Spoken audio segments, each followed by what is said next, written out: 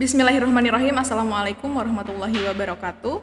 Apa kabar anak-anakku sekalian? Alhamdulillahirabbil alamin. Kita bertemu lagi dengan Ibu di pelajaran Bahasa Indonesia. Nah, hari ini adalah pertemuan ketiga kita dan kita masih membahas mengenai surat pribadi dan juga surat dinas. Ibu akan sampaikan terlebih dahulu indikator pencapaian kompetensi kita kali ini. Yang pertama adalah menjelaskan perincian unsur dan juga struktur surat pribadi dan surat dinas. Kemudian yang kedua yaitu menjelaskan kaidah kebahasaan surat pribadi dan surat dinas. Dan yang ketiga adalah melengkapi surat pribadi dan surat dinas sesuai dengan struktur dan juga kaidah kebahasaannya. Oke anak-anakku sekalian, tujuan pembelajaran kita kali ini adalah setelah nanti kalian belajar tentang surat dinas, nanti kalian diharapkan mampu untuk menjelaskan unsur dan struktur, kemudian kaidah kebahasaan, dan juga diharapkan mampu melengkapi surat pribadi dan surat dinas sesuai dengan unsur dan kaidah kebahasaannya. Baik, sebelum kita mulai, kita review pelajaran yang minggu lalu atau pekan lalu ya. Siapa yang masih ingat tentang apa itu surat pribadi dan apa itu surat dinas? Nah, kita bahas sedikit tentang pelajaran minggu lalu ya. Nah, surat pribadi ini adalah surat yang ditulis atas nama pribadi atau perseorangan kepada seseorang atau instansi yang bersifat pribadi atau tidak menyangkut kedinasan. Jadi surat pribadi ini ditulis oleh perseorangan atau pribadi.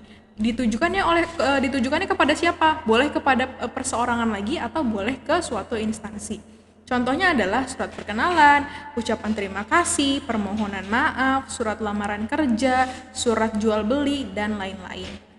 Kemudian yang kedua ada surat dinas. Apa itu surat dinas?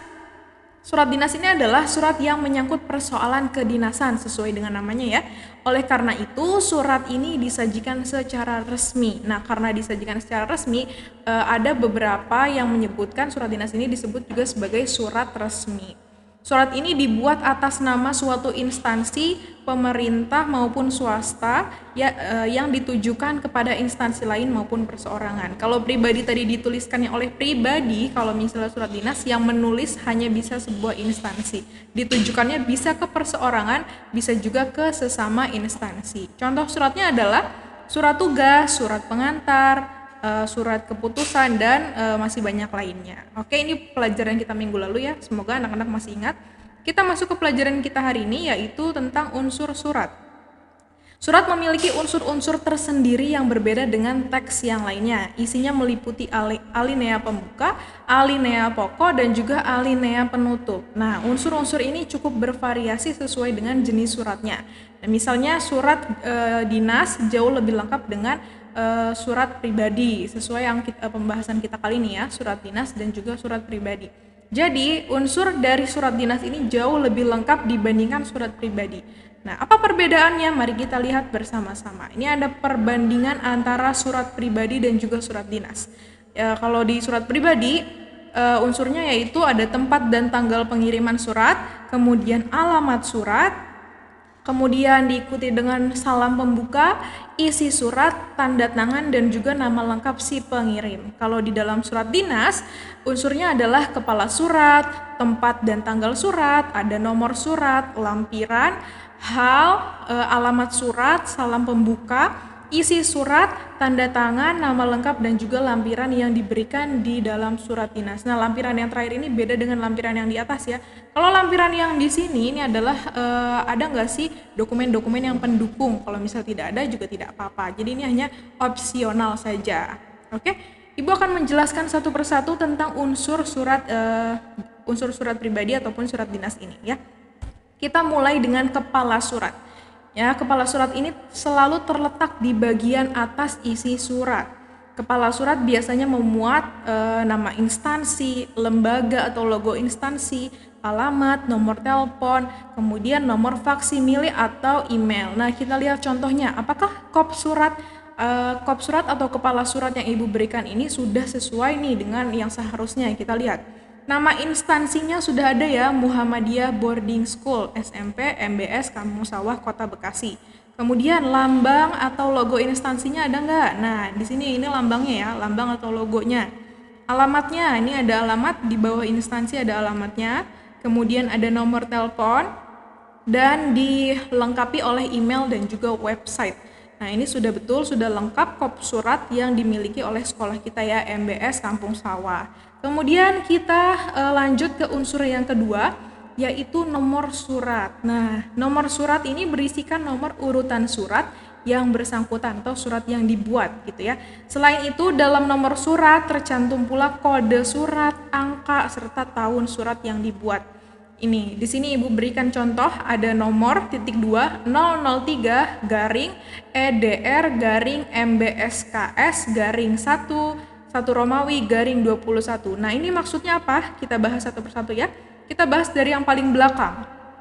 Angka 21 ini artinya adalah tahun dibuatnya surat tersebut.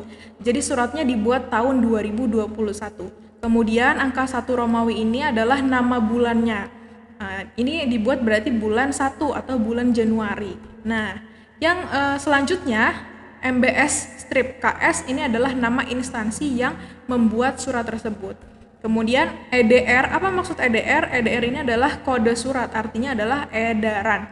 Nah, kode surat ini biasanya hanya instansi yang membuatlah yang tahu kode ini. Kemudian yang terakhir adalah nomor surat ya. Ini untuk arsip, makanya perlu adanya nomor surat gitu. Semoga paham ya sampai di sini. Jadi di dalam nomor surat ada tahun, ada bulan, ada nama instansi, kode surat, dan juga nomor surat. Kita lanjut ke unsur yang berikutnya, yaitu tanggal surat. Nah, tanggal surat menunjukkan waktu pembuatan surat. Dalam tanggal surat tercantum tanggal, bulan, dan tahun. Pada surat yang tidak berkepala ataupun surat pribadi, tanggal surat disertakan dengan nama tempat pembuatan surat.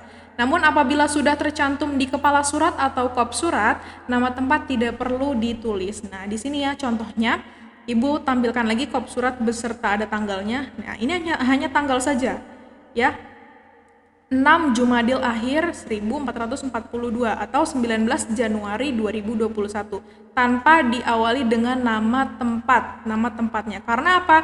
Karena nama tempatnya sudah ada di kop surat nih, sudah ada kota Bekasi. Kalau tidak ada nama kotanya di mana di kop surat, sebelum tanggal harus disertakan nama tempat.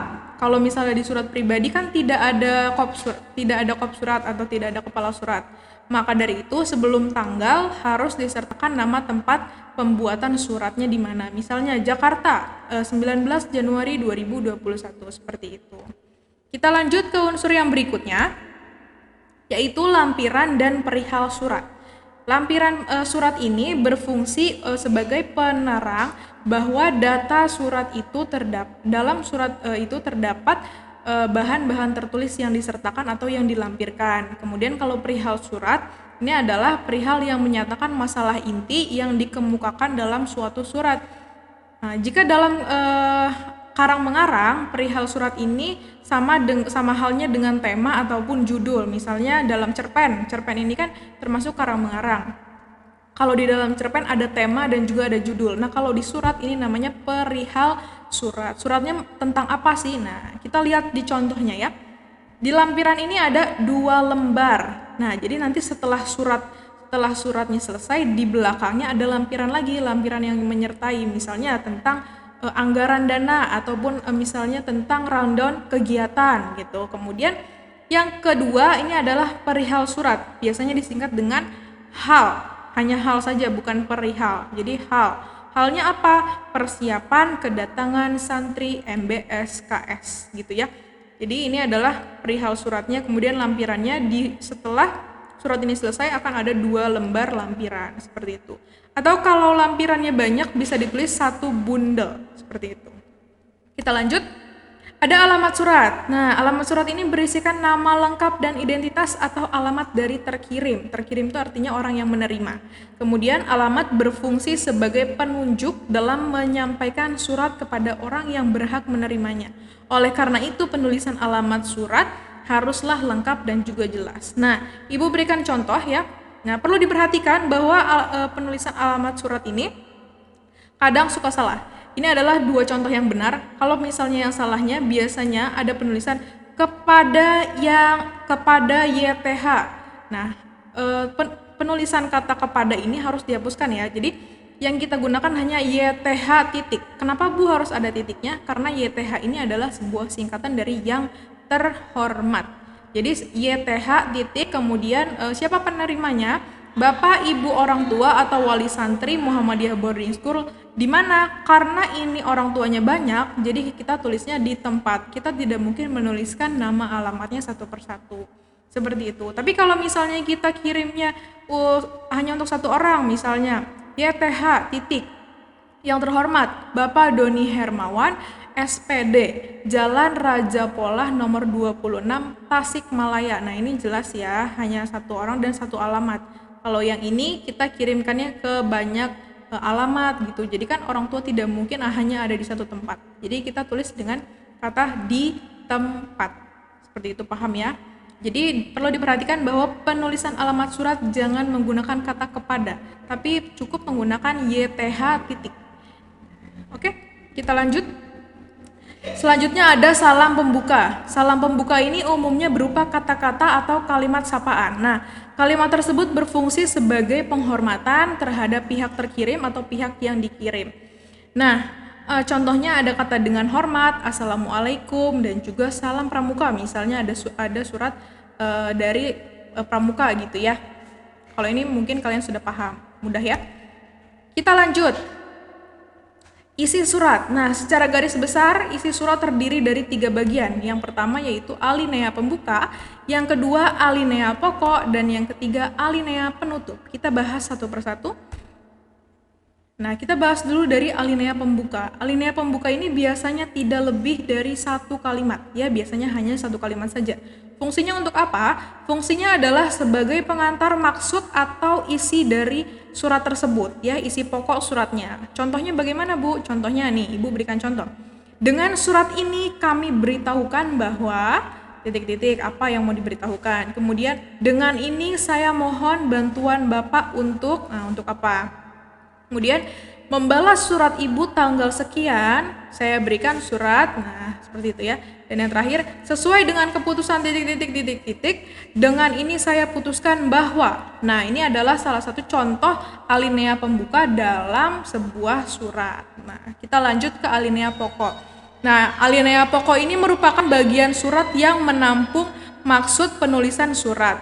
Hal-hal yang harus diperhatikan penulisannya adalah, jadi dalam penulisan alinea pokok ada beberapa hal yang harus kalian perhatikan. Yang pertama, tetapkan urutannya secara sistematis dan logis. Kemudian, gunakan informasi atau fakta yang memadai. Susunlah dalam beberapa alinea yang setiap alineanya memiliki gagasan utama. Jadi, di dalam alinea pokok ini harus ada beberapa alinea dan harus terdapat gagasan utamanya. Kemudian hindari pemakaian akronim yang belum lazim. Apa itu akronim? Akronim adalah singkatan. Kemudian hindari pemakaian kata atau istilah asing maupun daerah. Kemudian yang terakhir, menggunakan bahasa yang sopan, lugas, dan juga menarik. Jadi jangan bertele-tele. Seperti itu ya. Tadi sudah alinea pembuka dan juga alinea pokok. Kita beralih ke alinea penutup. Alinea penutup ini merupakan pernyataan akhir dari maksud-maksud yang telah dikemukakan penulis dalam suratnya. Biasanya berisi ucapan terima kasih, harapan, doa, dan sebagainya. Ibu berikan contoh. Atas bantuan saudara, saya ucapkan terima kasih. Kemudian tugas ini, tugas di atas harap dilaksanakan dengan sebaik-baiknya. Kemudian besar harapan saya, semoga lamaran ini Bapak terima. Balasan surat dari kakak selalu saya nantikan. Nah, contoh yang pertama ini adalah ucapan terima kasih. Contoh yang kedua ini adalah sebuah harapan, ya. Yang ketiga juga harapan, dan yang keempat juga harapan. Jadi di dalam alinea penutup ini bisa berisi ucapan terima kasih, harapan, doa, dan lain sebagainya. Perlu diperhatikan bahwa anak-anak ya, karena surat ini merupakan komunikasi dari orang pertama atau yang mengirim kepada orang kedua atau yang terkirim. Oleh karena itu di dalam sebuah surat tidak boleh menggunakan kata ganti orang ketiga. Apa kata ganti orang ketiga? Nah, kata ganti orang ketiga ini adalah ada kata nya. Nah, di dalam surat tidak boleh menggunakan kata nya. Kenapa?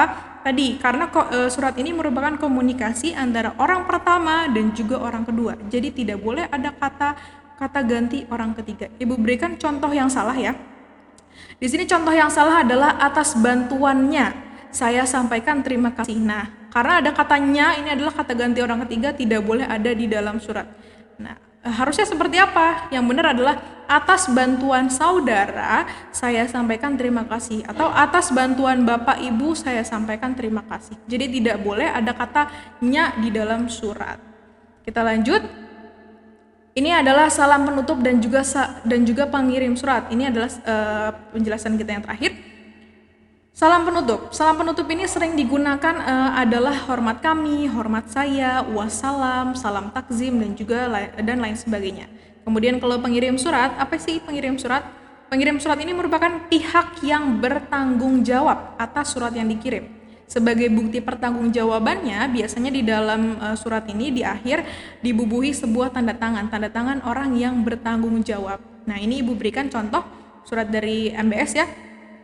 Ada salam penutupnya yaitu demikian surat pemberitahuan kedatangan santri ini kami sampaikan, atas perhatian dan kerjasama kami ucapkan terima kasih. Nah di sini adalah ada contoh yang salah nih, kerjasamanya. Nah ini harusnya tidak boleh, atau harusnya kita ganti dengan kerjasama Bapak Ibu kami ucapkan terima kasih. Penutupnya di mana? Ada di sini. Ya, wassalamualaikum warahmatullahi wabarakatuh. Ini adalah salam penutup. Kemudian diakhiri pengirim suratnya siapa? Di sini ada dua yang bertanggung jawab ya. Ada Kiai Haji Dr. Andes Budiarjo LC dan juga Bimo Aribowo SEI. Untuk bukti pertanggungjawabannya di surat ini dibubuhkan tanda tangan kedua orang yang bertanggung jawab tersebut. Nah, alhamdulillahirrabbilalamin, materi kita tentang unsur surat sudah selesai. Mudah-mudahan anak-anak dapat memahami tentang unsur surat dan bisa belajar untuk menulis surat dengan baik dan juga benar. Kurang lebihnya Ibu mohon maaf. Wabillahi taufiq wal hidayah. Wassalamualaikum warahmatullahi wabarakatuh.